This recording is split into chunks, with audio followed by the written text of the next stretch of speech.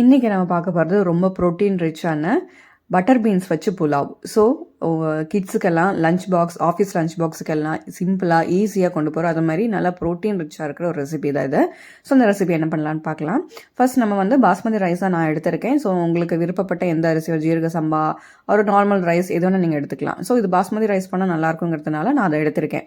ஏன்னா எனக்கு அதில் பண்ணால் தான் எனக்கு இன்னும் கொஞ்சம் நல்லா ஃபில்லிங்காக இருக்கும். எனக்கு அது சாப்பிட்டா ரொம்ப சாட்டிஸ்ஃபைங்காக இருக்கும். ஸோ அந்த பாஸ்மதி ரைஸ் ஒன்று எடுத்து நல்லா வாஷ் பண்ணி நல்லா ஊற வச்சுக்கோங்க. 15-20 நிமிஷத்துக்கு நல்லா ஊறட்டும். ஊறினதுக்கப்புறமா ஒரு குக்கரில் 1 டீஸ்பூன் எண்ணெய், 1 டீஸ்பூன் நெய் எல்லாத்தையும் போட்டு நல்லா சூடானதுக்கப்புறமா பிரியாணிக்கு ஆல்ரெடி நம்ம ஆஸ் யூஷுவல் ஆட் பண்ணுற மாதிரி பிரிஞ்சி இலை, பட்டை, கிராம்பு, ஏலக்காய், ஸ்டார் அனீஸ் எல்லாத்தையும் போட்டு நல்லா வதக்கிக்கோங்க. எல்லாம் நல்லா சூடானதுக்கப்புறமா ஒரே ஒரு பெரிய வெங்காயம் நல்லா ஸ்லைஸாக கட் பண்ணி நீள் வாக்கில் கட் பண்ணி எடுத்துக்கோங்க. அதுக்கப்புறமா காரத்துக்கு பச்சை மிளகா, வேறு எதுவுமே நம்ம ஆட் பண்ண மாட்டோம். ரொம்ப சிம்பிளாக இருக்கும். ஸோ எந்த அளவுக்கு உங்களுக்கு காரம் வேணுமோ அந்தளவுக்கு நல்லா பச்சை மிளகா ஆட் பண்ணிக்கோங்க.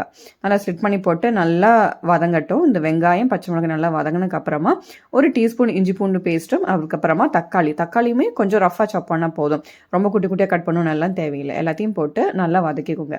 இப்போ இந்த வெங்காயம், தக்காளி, இஞ்சி பூண்டு பேஸ்ட் எல்லாம் நல்லா வதக்கினதுக்கப்புறமா 1 கப்பு நிறைய பட்டர் பீன்ஸ் எடுத்திருக்கேன். அதுக்கப்புறமா கொஞ்சமாக மல்லி இலை, கொஞ்சமாக புதினா இலை எல்லாத்தையும் போட்டு திருப்பி இந்த பட்டர் பீன்ஸோட எல்லாம் நல்லா மிக்ஸ் ஆகி வர அளவுக்கு நல்லா வதக்கிக்கலாம். இப்போ எல்லாம் நல்லா மிக்ஸ் ஆகி வரட்டும். ஒரு 2 நிமிஷம் இந்த மாதிரி மீடியம் ஃப்ளேமில் வச்சு நல்லா வதக்கிக்கோங்க. இந்த பட்டர் பீன்ஸ் புல்லாவுக்கு நான் வந்து தேங்காய் பால் தான் ஆட் பண்ணியிருக்கேன். ஏன்னா அது இன்னும் நல்லா ரிச்சான ஒரு ஃப்ளேவர் கொடுக்கும். ஸோ தேங்காய் பால் ஆட் பண்ணி சாப்பிட்டா அதோட ஃப்ளேவர், அந்த டேஸ்ட்டே வேறு. ஸோ அந்த பாஸ்மதி ரைஸ் 1 கப்புக்கு 2 கப்பு தண்ணி தான் ஆட் பண்ணுவோம். ஸோ தேங்காய் பால் நிறைய எடுத்துகிட்டு பேலன்ஸ் எந்த அளவுக்கு தண்ணி இல்லையோ அந்த அளவுக்கு நான் தண்ணி ஆட் பண்ணிக்கிட்டேன். எல்லாத்தையும் போட்டு இந்த புலாவுக்கு தேவையான அளவுக்கு உப்பும் போட்டு நல்லா மிக்ஸ் பண்ணி கொதி வர அளவுக்கு வச்சுக்கலாம். இப்போ தண்ணி நல்லா இந்த மாதிரி கொதி வரும்போது பாஸ்மதி ரைஸை திருப்பி நல்லா வடிகட்டி வச்சுருந்தேன்.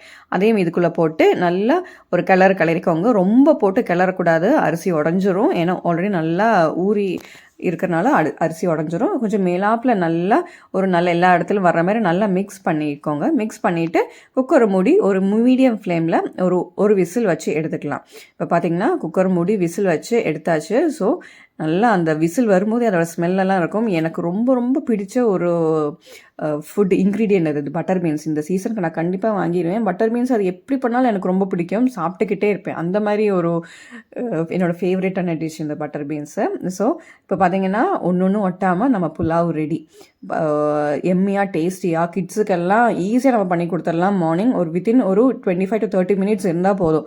ரொம்ப பெரிய கட் பண்ணி வைக்கணும் அந்த மாதிரிலாம் இல்லை, சிம்பிளாகவே பண்ணி முடிச்சிடலாம். ஸோ கண்டிப்பாக எல்லோரும் வீட்டில் ட்ரை பண்ணி பார்த்துட்டு உங்கள் வீட்டில் எப்படி இருக்குது சொல்கிறாங்க எனக்கு காமெண்ட் செக்ஷனில் சொல்லுங்கள். இந்த மாதிரி இன்ட்ரெஸ்டிங்கான வீடியோஸுக்கு என்னோடய குக்கிங் சேனலை லைக் பண்ணுங்கள், சப்ஸ்கிரைப் பண்ணுங்கள், பெல் ஐக்கனை டிக் பண்ணிக்கோங்க. ஸோ உங்கள் வீட்டில் பட்டர் பீன்ஸை நீங்கள் எப்படி குக் பண்ணுங்கிறதும் எனக்கு காமெண்ட் செக்ஷனில் சொல்லுங்கள். தேங்க்யூ ஃபார் வாட்சிங்.